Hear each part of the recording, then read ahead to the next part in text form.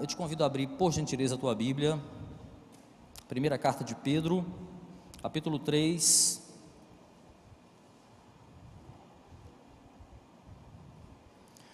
primeira epístola de Pedro, capítulo 3, vamos ler do versículo 8 ao versículo 12. 1 Pedro, capítulo 8, versículo 12, ou capítulo 3, de 8 a 12, dá continuidade aí uma sessão iniciada lá no capítulo 2, a partir do versículo 11, sobre deveres cristãos. Foi pregado aqui, exposto de uma forma muito abençoada, muito esclarecedora. Nessa sessão aí, que inicia-se ali no capítulo 2, nós vemos deveres gerais ali do cidadão cristão, vemos os deveres do servo para com o seu Senhor. Começo do capítulo 3 aí, que nós vamos pular, mas vou já explicar, nós vemos os deveres de marido e esposa, capítulo 3 de 1 a 7, pela sequência aí do que tem sido ministrado, poderíamos tratar hoje dos deveres conjugais, tá? Mas está no planejamento da base para o primeiro semestre deste ano, uma série toda dedicada à família, e eu pretendo expor esse texto em tempo oportuno, tá bom? Então não vamos ficar devendo esse texto, vamos expor quando tratarmos na nossa série sobre a família. Vamos falar um pouquinho rapidamente só sobre ele aqui, mas não vamos nos concentrar, não vamos expor esse trecho. Então te convido a, por gentileza, a abrir 1 de Pedro, capítulo 3, versículo 8, 9, 10, 11 e 12. Vou ler na Nova Versão Internacional, a NVI. Se você não tiver essa versão, pode acompanhar aqui no telão. Diz assim: santa, bendita palavra do Senhor. Quanto ao mais, tenham todos o mesmo modo de pensar, sejam compassivos, amem-se fraternalmente, sejam misericordiosos e humildes, não retribuam mal com mal, nem insulto com insulto, pelo contrário, bendigam, pois para isso vocês foram chamados, para receberem bênção por herança. Pois quem quiser amar a vida e ver dias felizes, guarda a sua língua do mal e os seus lábios da falsidade. Afastem-se do mal e façam o bem, busque a paz com perseverança, porque os olhos do Senhor estão sobre os justos e os seus ouvidos estão atentos à sua oração, mas o rosto do Senhor volta-se contra os que praticam o mal. Vamos orar? Feche os teus olhos, por gentileza. Deus Todo-Poderoso, Deus de graça, de amor, de poder, louvamos o Teu nome nesta hora. Te agradecemos, ó Deus, pelo privilégio de aprendermos com a Tua santa palavra, pela liberdade de culto, pela liberdade que temos em Cristo Jesus, já cantada aqui esta noite, somos livres, por isso Te louvamos. Eu Te peço, Deus, em nome de Jesus, que a Tua palavra fale conosco de forma clara, para que haja entendimento e aplicação da Tua santa palavra em nossas vidas. Dá clareza, Senhor, para os Teus filhos, para todos aqueles que estão ouvindo essa mensagem, seja aqui, seja pela internet, onde quer que Tu queiras que a Tua palavra alcance ouvintes esta noite ou qualquer dia. Usa-me, Senhor, com humildade e na sabedoria que vem do Espírito Santo. É o que eu Te peço, Senhor, em nome de Jesus. Amém, amém. Meus irmãos, imagine a seguinte cena, ó. Você retorna para casa depois de um dia de trabalho daqueles, cansado, estressado, por causa das lutas, por causa das preocupações, enfim, as lutas aí do dia a dia, deste mundo. A vontade de chegar em casa é grande. Nesse instante aí, na nossa imaginação, você está parado no carro ali, num cruzamento, esperando aquele semáforo que parece que não vai abrir nunca, está demorando aquela eternidade para abrir. Aí finalmente a luz verde acende, mas no momento em que você pisa fundo no acelerador, ansioso para chegar em casa, acelera com tudo, passa um motoqueiro a 1000 furando o sinal vermelho na sua frente. Aconteceu comigo esta cena, exatamente desse jeitinho aí que eu expliquei para vocês. não fosse aquele instinto de pisar no freio, no meio ao susto, aquela coisa, coração acelerado, o motoqueiro certamente teria atingido ali o meu carro em cheio e provavelmente, ou certamente, eu diria, pela velocidade que ele estava, teria acontecido ali uma tragédia, certamente. Naquela hora ali, o coração disparado, né?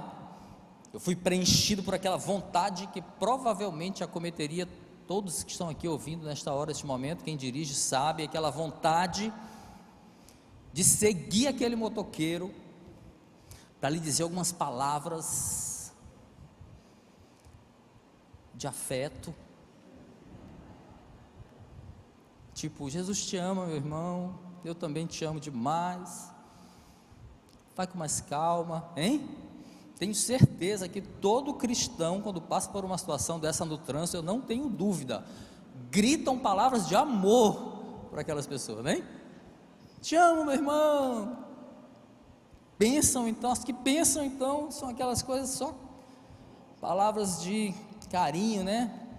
Essa hora, só que não, né, gente? Só que não, geralmente as palavras que vêm na nossa mente nessa hora são de dar vergonha instantes depois, né? Que a gente já pensou, já foi, né? Já foi, ainda que as palavras não venham a sair da nossa boca, às vezes sai, né? Lembra, né? Aquele dia, sai. Mas ainda que não saia, elas já foram pronunciadas aqui na mente, é assim, mas a gente peca tacitamente, né? Sem palavras, só no pensamento. O pensamento já denunciou a nossa natureza adâmica, corrompida pelo pecado original, né? Aquela nossa tendência para o mal, já foi. Trânsito é perfeito para esses momentos aí, fatídicos na nossa vida cristã.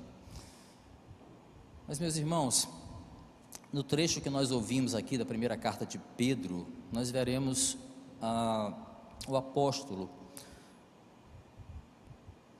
exortando os cristãos exatamente a seguirem contra a lógica dessa carne, que às vezes aflora na nossa vida, essa carne que nos faz dizer palavras que não devem ser ditas. Essas palavras de Pedro vai nos exortar a ir contra essa correnteza de um mundo que nos extinga, que nos provoca a retribuir o mal com um mal ainda maior, se possível. É isso que o mundo nos provoca a fazer. Nós somos ensinados segundo a lógica desse mundo, que eu tenho que pagar o mal com a mesma moeda, que eu não devo levar desaforo para casa, né, quando somos insultados, xingados. A cartilha desse mundo corrompido aí pelo pecado vai nos ensinar que a gente não deve deixar barato quando nós somos violados no nosso orgulho. Há uma máxima que muitas pessoas costumam dizer, até como uma certa virtude, que diz assim: eu dou um boi para não entrar numa briga, mas dou uma boiada para não sair depois que ela começa, né? Tem gente que fala isso com certo orgulho, né? Pois é, mas o texto de hoje de 1 Pedro capítulo 3, vai no sentido oposto de tudo isso aí. Pedro está falando sobre deveres básicos de um cristão verdadeiro, e para isso, o que ele faz? Ele recorre aos constrangedores ensinamentos que ele viu no próprio Cristo. Enquanto esse mundo dos espertos, né, esse mundo da nossa carne, nos estimula à vingança, ao revide, à guerra, o Cristo da cruz vai nos ensinar o quão bem-aventurados são os pacificadores. Mateus capítulo 5, versículo 9, o mesmo Cristo da cruz que vai ensinar que a gente não deve revidar, mas deve dar a outra face. Mateus 5, 39, 25 acho, não, perdi essa referência, eu acho que é 5, 39. O texto de hoje, meus irmãos, é um texto que vai nos confrontar, sem dúvida, vai nos confrontar contra a maneira como nós temos nos comportado. Pode até ser uma maneira natural, a gente se auto-perdoa diante de situações como essa que eu narrei lá no trânsito, né? mas nós vamos ser confrontados de uma forma mais profunda sobre o nosso comportamento, se esse comportamento tem sido de acordo como verdadeiros cristãos devem se comportar, ou se nós estamos distantes dessa realidade. Pedro vai aí nos confrontar sobre como nós temos usado a nossa língua, se as nossas palavras glorificam a Deus, ou são palavras que ofendem, às vezes em pensamento, ofendem um Deus que é santo, Pedro vai aqui apresentar a seus leitores, e claro para nós aqui esta noite, a mesma moeda de troca que Paulo ofereceu aos cristãos na sua carta aos Romanos, capítulo 12, versículo 17 e 18. Que moeda é essa? A moeda do bem. Sim, meus irmãos, Pedro vai dizer aos seus leitores que em troca do mal que eles recebem, eles devem pagar o bem. Daí o nosso tema de hoje, que soa como um desafio total para quem se diz cristão, mas sente um certo prazer em revidar na mesma moeda o mal que recebem. Vai desafiar, certamente. Nosso tema é firmados no bem. A nossa série é firmes, né? Nossa série, tema geral da nossa série. Nosso tema hoje, firmados no bem. Como já dissemos, aqui nos 7 primeiros versículos de 1 Pedro capítulo 3, de 1 a 7, né? 1 Pedro 3, de 1 a 7, nós vemos o apóstolo tratando de deveres conjugais, que nós trataremos posteriormente, em tempo oportuno, como já falamos, na série que vamos fazer sobre a família. Muito bem, na sequência então dessa sessão aí de deveres cristãos, Paulo caminha para concluir essa sessão, agora no capítulo 3, o Pedro, fazer que nem Davi, se eu chamar Paulo de vez em quando, já sabe que eu errei e considera que é Pedro, tá? Mas às vezes eu vou citar Paulo e é Paulo mesmo, tá? A gente confunde, eu também confundo Moisés com Noé direto. Uma vez eu pregando sobre Moisés, parêntese, no meio da pregação, Moisés virou Noé, aí eu comecei Noé, até que a minha esposa falou, é Moisés, aí eu,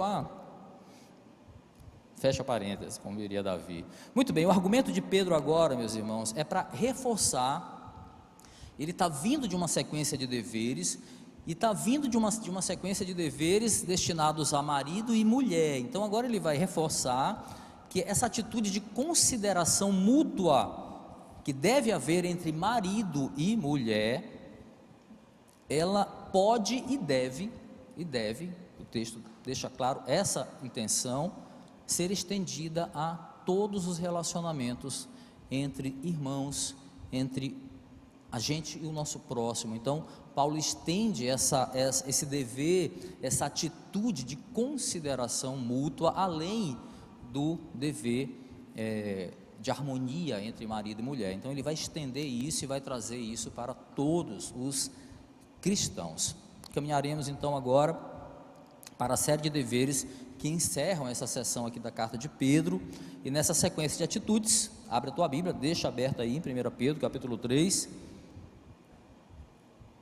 essa sequência de atitudes que devem marcar o caráter cristão, é muito importante você perceber e entender que são atitudes que devem caracterizar o comportamento verdadeiro dos cristãos, ou o comportamento dos verdadeiros cristãos.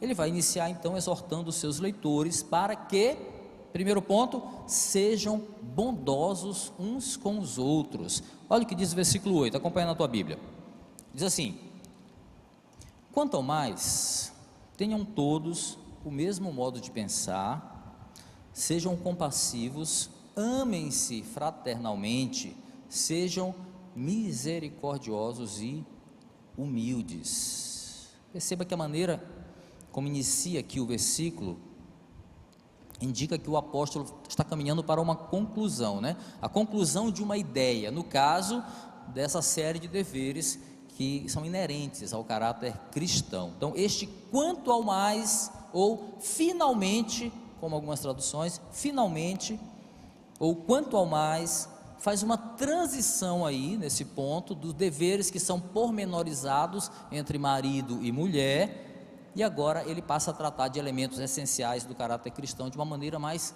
abrangente, não descartando, claro, marido e mulher está incluído aqui nesse contexto. Então ele vai enfocar a consideração mútua que deve haver entre os cristãos, e para isso ele vai destacar 4 maneiras de se fazer isso, tá? Acompanha comigo. Primeiramente, o apóstolo vai apontar para a importância da unidade, meus irmãos, que deve haver na igreja ou entre os cristãos. Ter unidade de pensamento. Olha o que diz o texto: tenham todos o mesmo modo de pensar, ou tenham todos, ou tende todos o mesmo ânimo, tenham o mesmo sentimento. Pedro está exortando aqui os cristãos a buscarem união uns com os outros. Essa unidade deve ser encontrada não apenas no lar, entre marido e mulher, mas também em outras formas de interação entre os cristãos. É importante a gente entender que ter o mesmo modo de pensar não significa aí um padrão cerebral, em que todos têm que concordar com as mesmas coisas, têm que gostar das mesmas coisas. Não é disso que trata, tá? Esse ter o mesmo modo de pensar, o sentido aqui, meus irmãos, é ter a mesma fé no exemplo de Cristo. Foca isso na tua mente.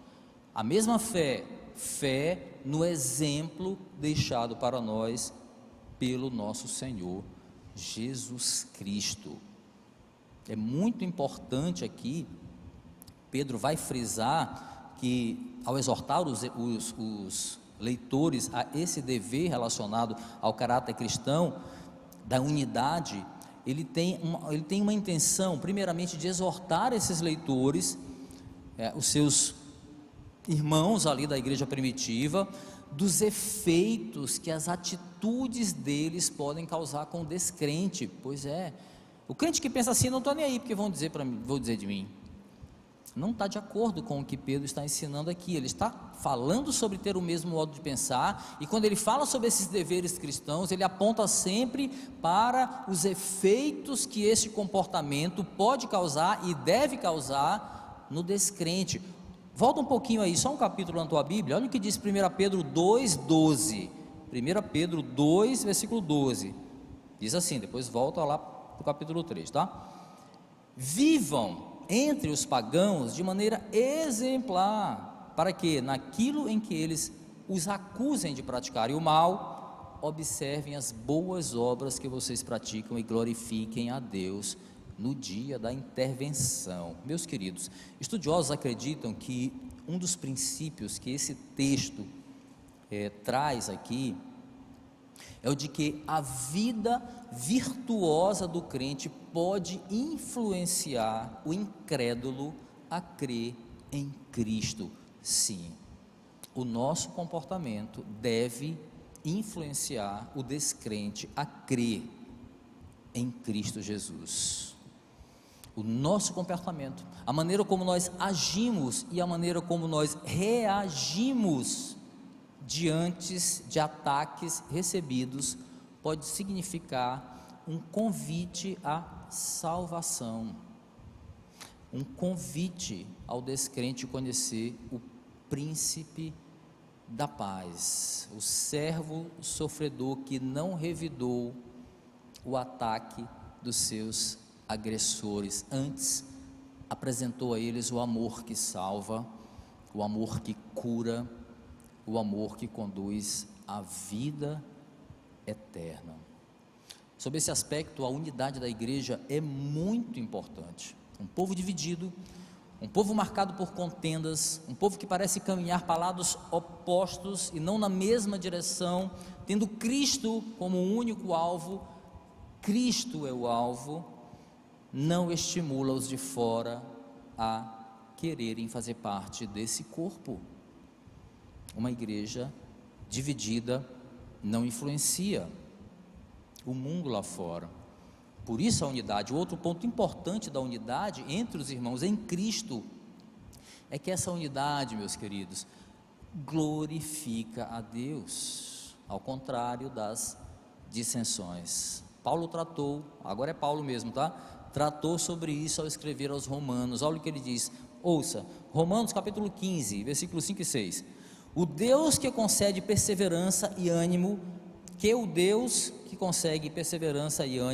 deles um espírito de unidade, segundo Cristo Jesus, para que com um só coração, uma só voz, vocês glorifiquem ao Deus Pai de nosso Senhor Jesus Cristo.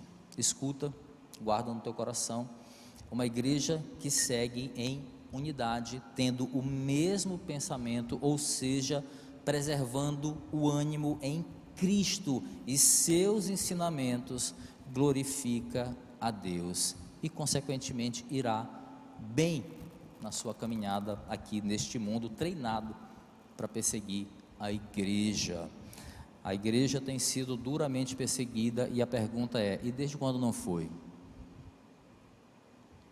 E a notícia é que, biblicamente falando, essa perseguição caminha para um agravamento.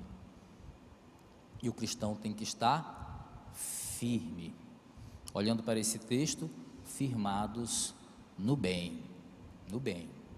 Vamos entender melhor isso, tá? Segunda atitude apontada por Pedro aqui no versículo 8, enfocando essa consideração mútua que deve haver entre os cristãos, ter compaixão uns com os outros. O texto diz: sejam compassivos. Essa compaixão aqui ressaltada por Pedro, ela lembra a exortação aos maridos, aqui, aí no versículo 7 do capítulo 3, compreender a esposa, de entender a esposa. O que diz o texto aí, ó, no versículo 7? Maridos, sejam sábios no convívio com suas mulheres, tratem-nas com honra. 1 Pedro capítulo 3, versículo 7. Em outras palavras, meus irmãos, procure compreender o outro, se coloque com respeito, não use palavras que possam ferir e que certamente iriam causar dor se fossem ditas para você. Pensar, ser compassivo ou compadecer-se significa, meus irmãos, sofrer com o outro, sofrer com o outro. As Escrituras nos dizem que pertencemos ao mesmo corpo de Cristo, e aqui se aplica o texto de 1 Coríntios capítulo 12, versículo 26, escuta: quando um membro sofre, todos os outros sofrem com ele, quando um membro é honrado, todos os outros se alegram com ele. Meus irmãos, nós precisamos estar atentos a uma cilada do pecado que nos induz a não nos colocarmos no lugar do outro, porque o nosso bem-estar é mais importante do que o bem-estar do outro. Pedro está alertando aqui seus leitores sobre o dever de serem compassivos, porque essa é uma atitude correta, essa é um dever do cristão. Nesse mundo aqui que prega exatamente o contrário, prega o individualismo, o cada um por si, Pedro está dizendo: não, sofra com o outro, se coloque no lugar do outro, sejam compassivos. Terceira atitude apontada por Pedro, enfocando aqui a consideração mútua que deve haver entre os cristãos, aqui no versículo 8, ter amor fraternal uns com os outros. Olha o que o texto diz: amem-se fraternalmente. O amor fraternal, meus irmãos, é o distintivo do cristão. Escuta, ouçam as palavras de Cristo registradas por João capítulo 13, versículos 34 e 35. Um novo mandamento lhes dou. Todo mundo conhece esse texto: amem-se uns aos outros como eu os amei. Vocês devem amar-se uns aos outros como eu vos amei. Com isso, veja bem, com isso todos, lembra da influência? Todos saberão que vocês são meus discípulos. Como? Se vocês se amarem uns aos outros. E mais, o amor fraternal, meus irmãos, é o sinal inequívoco de que nós passamos da morte para a vida, ou das trevas para a luz. Recorro novamente às palavras de João, agora na sua epístola, a primeira epístola, João capítulo 3, versículo 14, olha o que diz: sabemos que já passamos da morte para a vida, porque amamos nossos irmãos. Quem não ama, permanece na morte. Esses textos aqui são autoexplicativos, né? Não tem muito o que explicar, eles se explicam, eles se interpretam. Aquele que não ama a Deus, não ama o próximo, ou ama a si mesmo mais do que tudo, não é cristão, não é cristão.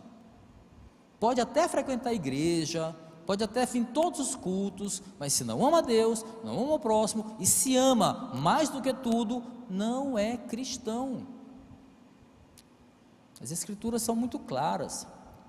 Pedro está dizendo: amem-se fraternalmente, porque assim nos ensinou o nosso mestre, e também para que o mundo possa ver o amor de vocês e seja influenciado por ele. Seja influenciado por ele.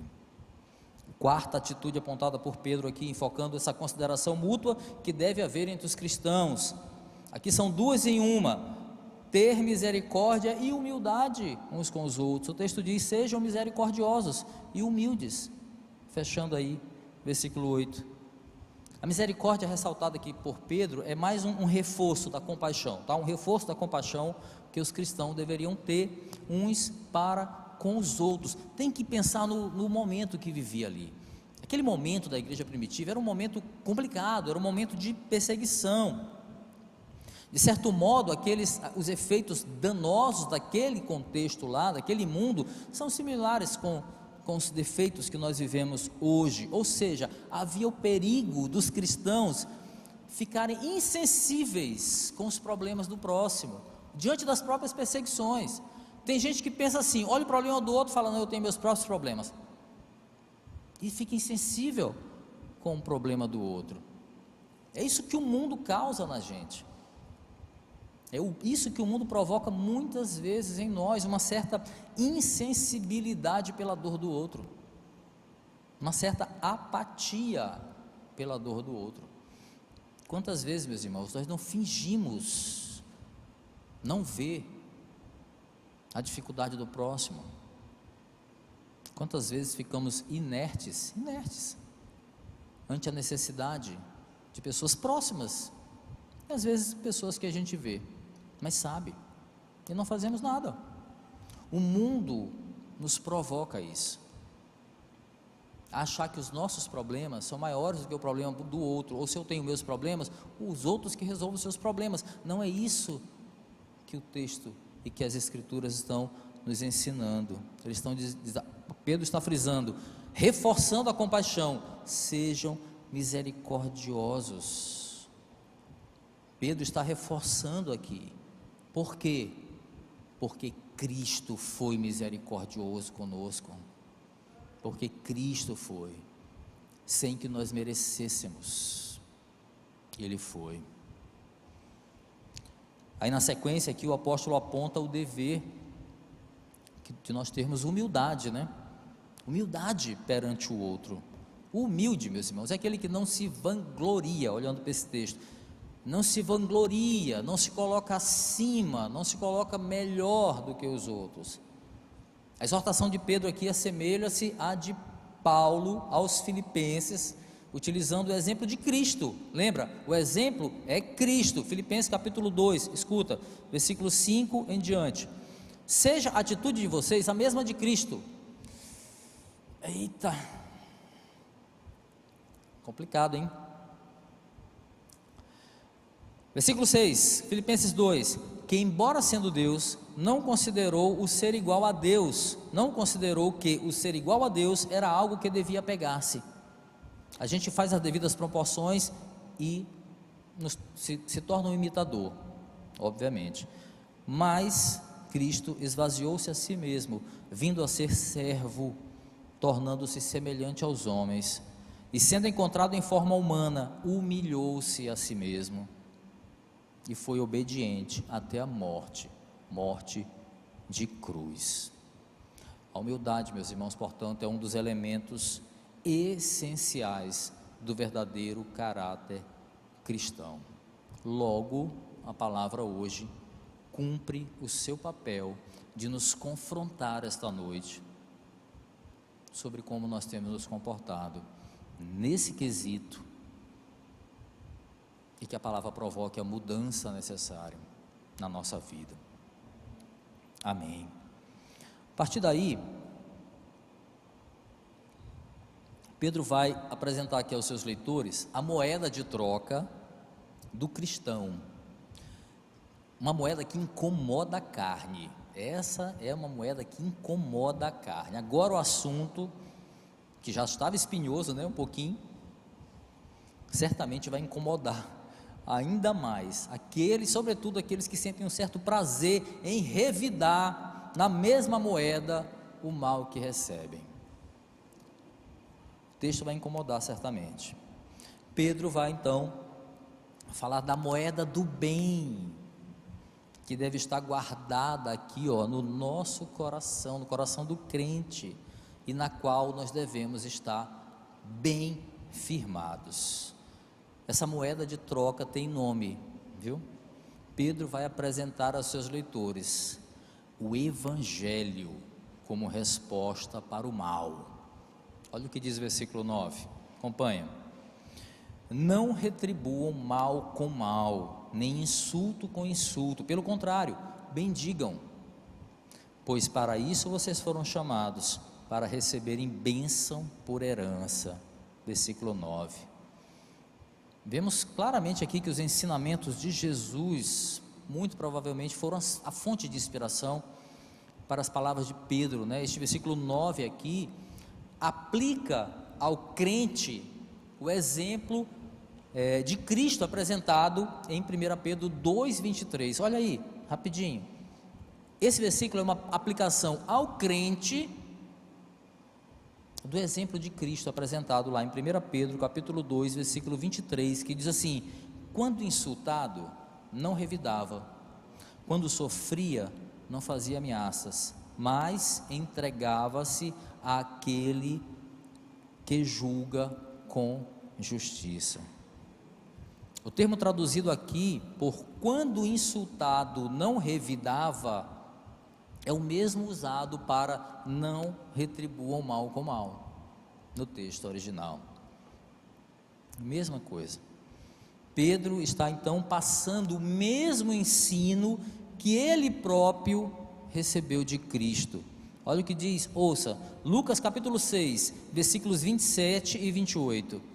Mas eu digo a vocês que estão me ouvindo, amem os seus inimigos, façam bem aos que o amam, não, aos que o odeiam, abençoem os que os amaldiçoam, orem por aqueles que os maltratam. Será que a gente tem feito isso?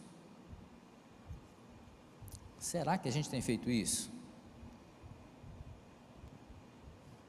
É possível ainda que a ideia de não pagar o mal com o mal, quando eu leio esse texto me vem à mente isso, não pagar o mal com o mal, tem origem no ensino de Jesus, lá de Mateus 5,39, que diz: mas eu lhes digo, não resistam ao perverso, se alguém o ferir na face direita, ofereça-lhe também a outra face.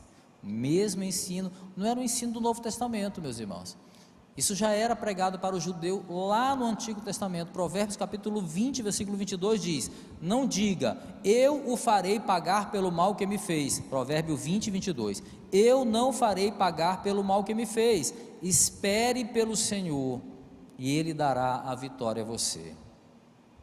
O que Jesus faz aqui no Novo Testamento é acrescentar um elemento sacrificial a esse princípio, ao sentido de não retribuir o mal com o mal. Cristo vem e diz, oferece a outra face, o que literalmente falando é um tapa no nosso orgulho, é um tapa na nossa carne, na nossa carnalidade de reagir, de revidar, de vingar-se, prazer da vingança. o prazer de retribuir o mal com o mal, ou um mal maior, se possível. Isso é pecaminoso, perigoso. Quem de nós consegue ficar calado, meus irmãos, quando é ofendido? O sentido das palavras de Jesus aqui é que, essa do tapa, da outra face, é que é melhor ser ofendido 2 vezes do que agir por vingança. É isso que ele está dizendo. Pagando aquele ofensor, a pessoa que te ofendeu, com a mesma moeda. Paulo vai lançar luz aqui ao ensino de Jesus, claro, clareando um pouco mais, e lançar luz ao ensino de 1 Pedro, principalmente, claro, reforçando o exemplo que o cristão deve passar para a sociedade, e sobretudo o exemplo que deve passar para Deus, porque é nosso dever, com as nossas atitudes, o que? Glorificar a Deus. Romanos capítulo 12, versículo 17 e 18 diz: não retribuam ninguém mal por mal. Aí ele lança a luz: procurem fazer o que é correto aos olhos de todos, façam todo o possível para viver em paz com todos. A ideia da admoestação de Paulo aqui é proteger esse testemunho dos irmãos, é proteger o testemunho dos romanos, dos cristãos, impedir assim também que eles sofram uma perseguição ainda maior, porque a igreja já era perseguida e ia ser mais ainda, mas eles tinham que procurar viver em paz. Paulo queria proteger aquele testemunho: não retribuam ninguém mal com mal. Mais uma vez aqui, meus irmãos, a importância do exemplo da nossa conduta cristã é ressaltada aqui. Em vez do revide vingativo diante dos seus opressores, Cristo responde o quê? Ele responde com o Evangelho. Amem os seus inimigos, ele diz, façam o bem aos que os odeiam, abençoem os que os amaldiçoam, orem por aqueles que os maltratam. Em vez de desejar mal a quem nos fere, antes nós devemos olhar para Cristo, para a cruz, onde o Senhor teve misericórdia, onde o Senhor se humilhou e orou pelos seus algozes. Para fixar aí o ensino, Pedro vai orientar os cristãos sobre a maneira certa de retribuir o mal, a maneira certa de como retribuir o mal e de rebater o insulto, né? Ele diz: não retribua o mal com o mal, não insulte, né, aqueles que te insultam, não responda ao insulto com insulto. E agora ele vai dizer como fazer isso, com palavras de bênção aos malfeitores. Olha o que diz o texto: ao invés de rebater o insulto, bendigam, pois para isso vocês foram chamados, para receberem bênção por herança. Bendigam, meus irmãos, bendigam é o oposto de retribuir o mal com o mal, nesse sentido aqui, parafraseando aqui o princípio das palavras de Pedro, é como dizer: não busque a vingança como resposta, não busque as injúrias, não busque devolver injúrias quando você for injuriado, as injúrias recebidas, mas responda com o Evangelho, responda com o Evangelho. Cristo fez isso com perfeição, ele deixou o exemplo perfeito para nós, meus irmãos. Bendizer, no grego, eulogeu, significa falar bem de, né? Bem dizer, falar bem de. Aí a pergunta: quantos de nós conseguimos resistir à tentação de falar mal de quem nos faz mal, de quem nos agride? Como é que a gente resiste a essa tentação? Espera aí, pastor, o senhor está querendo dizer, o senhor está me dizendo que eu tenho o dever de falar bem de quem fala mal de mim, por exemplo? Eu não estou dizendo nada para você, meus irmãos, a palavra está dizendo, a palavra está dizendo. A opção de obedecer ou discordar aí é sua, é sua. Aí você pergunta, e se eu não tiver nada de bom para falar de quem me faz mal? Você já deve estar pensando aí, gente, como é que eu vou falar bem dessa pessoa? Só sei coisa ruim dela, só quer ver isso também, né? Como é que eu vou falar bem? Vou te ajudar. Nesse caso aí, meus irmãos, a gente deve começar olhando para nós mesmos. A gente se olha, tá? Como assim, pastor? Pergunta, o que será que Deus viu quando nos escolheu? Quando escolheu nos chamar? Será que o Senhor viu coisa boa em nós? Será que lá na cruz, Jesus, sofrendo, o servo sofredor, com a carga de todos os nossos pecados sobre ele, Cristo olhou para nós e viu algum merecimento no seu sacrifício? Meus irmãos, escuta, se nos faltar palavras de bênçãos aos que nos ofendem, que a palavra diz, bendigam, falem bem. Se nos faltar palavras de bênção aos que nos bendigam, comecemos imaginando o que Deus viu quando nos chamou. O amor, meus irmãos, não deve depender de méritos. Se fosse assim, estaríamos para sempre condenados, com certeza. Na sequência aqui do versículo 9, nós veremos então que Deus escolhe malfeitores para receberem uma herança. Olha o que diz o texto, bendigam, aí segue, pois para isso vocês foram chamados, para receberem bênção por herança. Pois é, Deus escolhe malfeitores para receberem uma herança. É nosso dever bendizer outras pessoas, incluindo obviamente aqueles que nos fazem mal, meus irmãos, porque assim fez o Senhor conosco, assim fez o Senhor. Deus nos amou, Deus nos chamou, nos abençoou com uma herança eterna, a qual um dia nós vamos desfrutar em sua plenitude. Mateus capítulo 25, escuta e glorifique ao Senhor. Mateus 25, 31 em diante. Quando o Filho do Homem vier em sua glória, com todos os anjos, assentar-se-á em seu trono na glória celestial.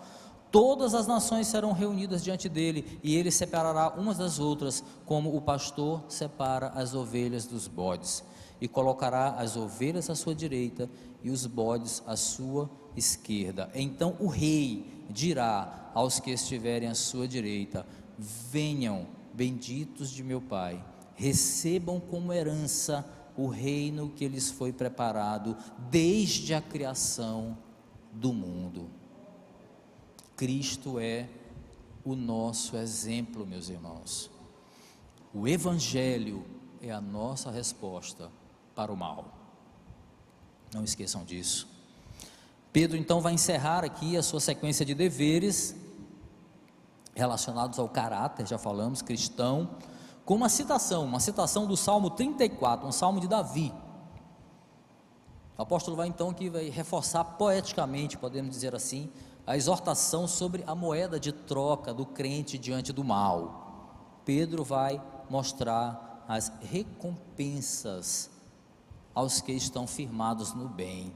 Olha o versículo 10 ao 12, diz: pois quem quiser amar a vida e ver dias felizes, guarde a sua língua do mal e os seus lábios da falsidade. Afaste-se do mal e faça o bem, busque a paz com perseverança, porque os olhos do Senhor estão sobre os justos e os seus ouvidos estão atentos à sua oração.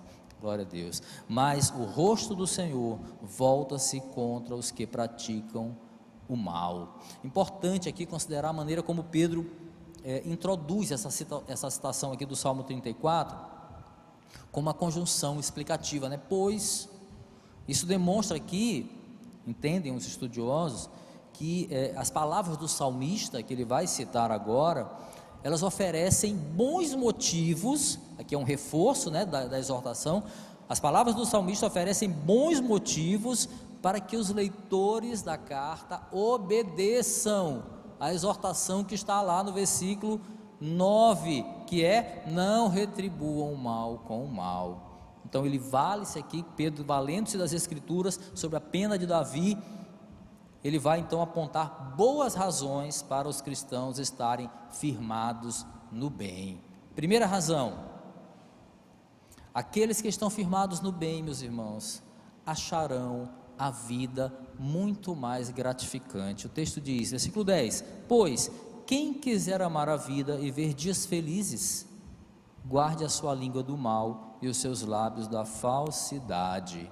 Quando fala de amar a vida aqui, não é no sentido de uma vida longa, de ter uma vida prolongada, não é nesse sentido, é no sentido da qualidade de vida num mundo corrompido pelo pecado, esse que nós vivemos. Quando ele diz ver dias felizes, provavelmente aqui é uma referência às bênçãos como herança, né? Como está lá no versículo 9, a bênção como herança, ver dias felizes, essa bênção como herança que é reservada aos que não retribuem o mal com o mal, ou seja, que cumprem o seu dever. Por isso Pedro então reforça aqui a exortação, valendo-se agora das palavras do salmista: guarde a sua língua do mal e os seus lábios da falsidade. Em síntese, meus irmãos, a nossa vida melhora quando nós deixamos de maldizer os outros, incluindo aqueles que nos fazem mal. Entendeu? A nossa vida melhora quando nós deixamos de maldizer as pessoas, outras pessoas, principalmente ou sobretudo aqueles que nos fazem mal. Abster-se da maledicência, aponta aqui as palavras de Davi, e de qualquer que seja o mal, entregando-se então o que? Ao contrário, ao bem, à justiça, ao que é verdadeiro. É dever do cristão, meus irmãos, ou seja, aquele que em Cristo recebeu a bênção como herança, como nos diz lá o versículo 19, bênção como herança, sobretudo, claro, meus irmãos, a salvação pela graça, quando nós merecíamos condenação. Segunda boa razão para estar firmado no bem: Deus está atento, meus irmãos, às orações do justo. Olha o que diz o texto, versículo 12: porque os olhos do Senhor estão sobre os justos, e os seus ouvidos estão atentos à sua oração, mas o rosto do Senhor volta-se contra os que praticam o mal. Aqui nós vemos um antropomorfismo, né? Aquele termo teológico que é utilizado quando na Bíblia os escritores utilizam características humanas a Deus, né? Claro, evidentemente que Deus, o Deus Pai, não tem ouvidos, não tem rosto, não tem olhos, mas aqui é uma forma de representar essa atenção que Deus dá para os justos, a atenção que Deus dá para aquele que faz o bem, ressaltar essa atenção particular que é dada a Deus para aqueles que se afastam do mal, e mais, que buscam a paz com perseverança, conforme dito aí no versículo 11. Nota que no versículo 11 aí, é dito que a paz deve ser buscada com perseverança, ou seja, é dever do cristão não apenas ser da paz. Eu sou da paz, não é só isso, não é apenas concordar com a paz, não é apenas se dizer da paz. É dever do cristão ter uma postura ativa como pacificador. Entre as bem-aventuranças listadas lá por Cristo, lá no Sermão do Monte, Mateus capítulo 5, está lá: bem-aventurados os pacificadores, porque eles serão chamados filhos de Deus. Mateus capítulo 5, versículo 9. Pela lógica oposta aí, olhando para esse texto, infelizes são aqueles que buscam a guerra, que buscam a briga, que buscam o conflito, que retribuem o mal com o mal. Para nós, meus irmãos, deve ficar a exortação, reforçada por Pedro aqui, valendo-se das palavras de Davi: aqueles que fazem o bem, aqueles que se abstêm do mal, saberão que os olhos do Senhor estão atentos sobre eles.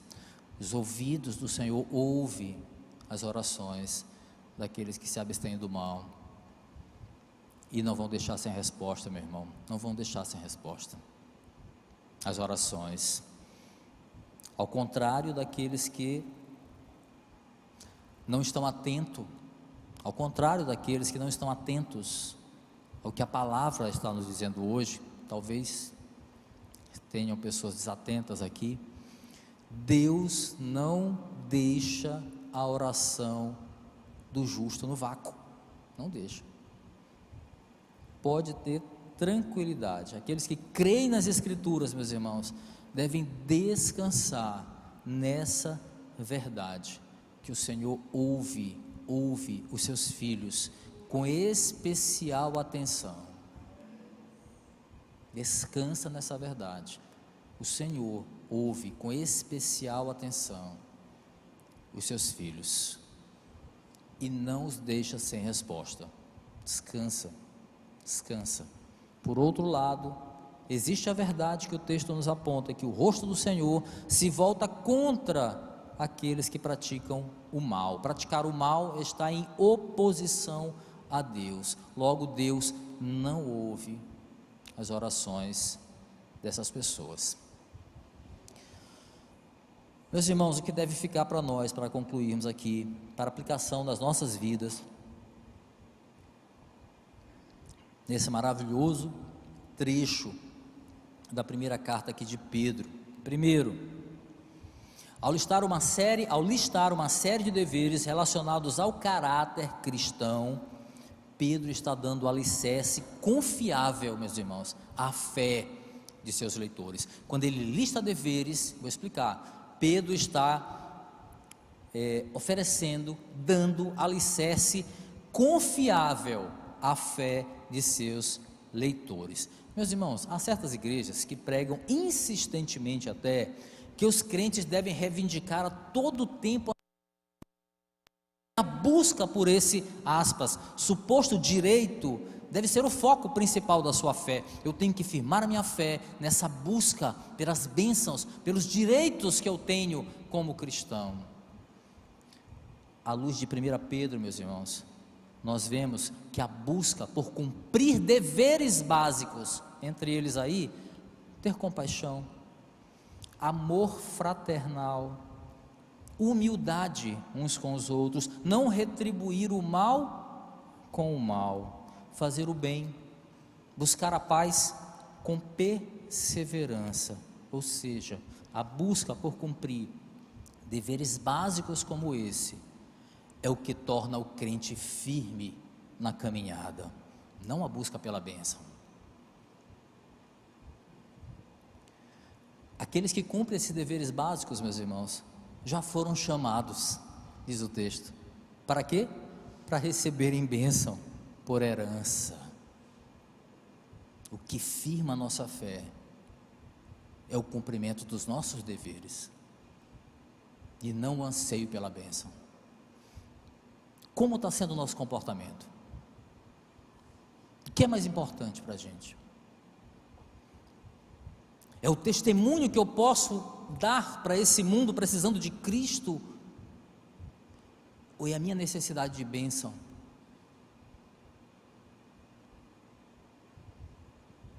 Esse texto é muito complicado, se a gente não olha com uma certa atenção.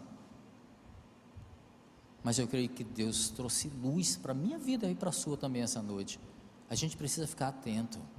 Pedro não está listando deveres cristãos à toa aqui para aquela igreja.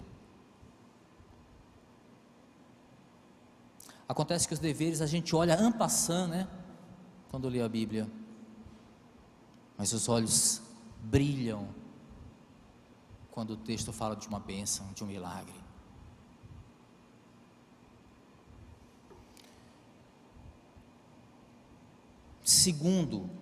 Segunda aplicação para a nossa vida que deve ficar, meus irmãos: cumprir com o nosso dever. A gente já falou isso. Pode significar um convite à salvação, meus irmãos, para o descrente. Olha que bênção. Pedro exorta os seus leitores a viverem de maneira exemplar. E aí ele cita o exemplo perfeito de Cristo. Não se engane, meus irmãos. O mundo aí fora está pronto, e aqui dentro está pronto para apontar o dedo para a igreja de Cristo, e muito pouco disposto para ver qualquer virtude em nós. Esse mundo não quer ver virtude na igreja, mas a nossa conduta individual e como corpo também, muitas vezes conduta de oferecer a outra face, vai chamar a atenção daqueles que o Senhor há de chamar para fazer parte desse corpo. Desses, ele com certeza, o nosso dever vai chamar a atenção. Lembre-se, a nossa melhor resposta contra o mal deste mundo é o quê? O Evangelho. O Evangelho. Terceiro e último ponto, para ficar para aplicação para a nossa vida: cumprir com os nossos deveres cristãos glorificam o Deus que nos chamou, glorifica o Deus que nos chamou para recebermos bênção como herança. Aleluia. Que as palavras do apóstolo Pedro, meus irmãos, ecoem na nossa mente, gerando frutos em nossa vida para a glória de Deus, para a glória de Deus. Que essas palavras aqui que nós vimos hoje nos façam lembrar do dever que nós temos de ter um só pensamento, marca da unidade da igreja, sermos mais tolerantes uns com os outros, ter compaixão, humildade uns com os outros, e claro, não retribuir o mal com o mal, vai lembrar de mim da próxima vez que acontecer uma daquelas no trânsito com você. Eis que te digo: o verdadeiro crente, meus irmãos, não paga o mal com a mesma moeda. Nunca o verdadeiro crente não paga o mal com a mesma moeda. A nossa moeda de troca é o Evangelho da graça que nos alcançou sem que nós merecêssemos. Amém. Vamos orar?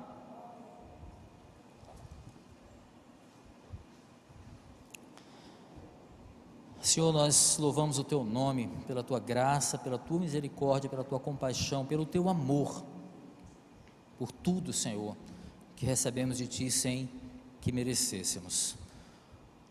Ó Deus, o que adianta ouvir as palavras e não praticá-las? Por isso nós te pedimos ajuda. Nós lutamos todos os dias contra uma carne decaída, fruto de uma herança adâmica, de um pecado original que está conosco ainda. Mas hoje, Senhor, o que está conosco é maior do que o que está no mundo. É a Tua graça, é o Teu Espírito que habita a Tua igreja. Nos ajuda, Senhor, a vencer, Senhor, a tentação de usar a nossa língua para maldizer e não para abençoar. Nos ajuda, Senhor, a vencer a tentação de retribuir o mal com um mal ainda maior. Nos ajuda, Senhor, a bendizer aqueles que nos amaldiçoam.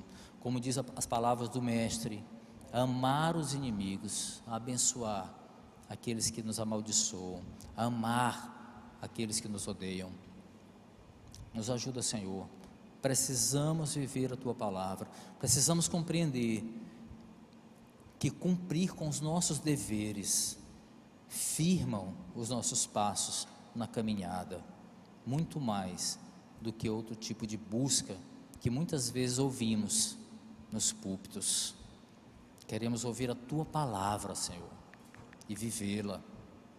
Nos ajuda, Senhor.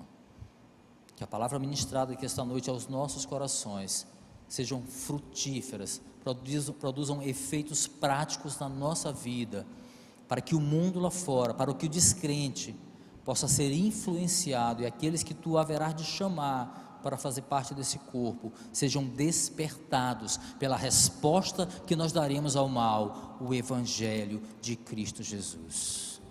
É o que nós te pedimos, Senhor, em nome de Jesus.